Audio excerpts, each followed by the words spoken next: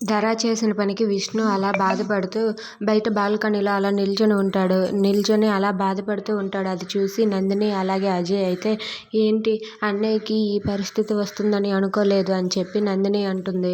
అవును నందిని, నిజంగానే విష్ణు అసలు ఇలాంటి సిచ్యువేషన్ ఫేస్ చేస్తాడని నేను కూడా ఎప్పుడు అనుకోలేదు.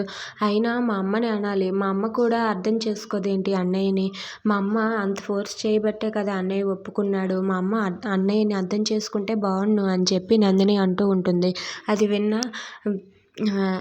అజయ్ కూడా అవునులే సరేలే పద మనం వెళ్ళి వాదార్చుదాం అని చెప్పి విష్ణు దగ్గరికి అజయ్ అలాగే నందిని వెళ్ళి ఏం కాదులేరా, ఎందుకురా అలా సఫర్ అవుతావు, సరేలే ఎలాగో ముందు నుంచి అనుకున్నదే కదా, ఇప్పుడు కొత్తగా ఏమీ లేదు కదా, ధరణి పెళ్లి చేసుకో అని చెప్పి అంటాడు.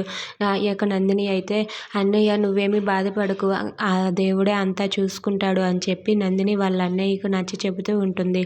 If you like this video please like, share and subscribe. Thanks for watching.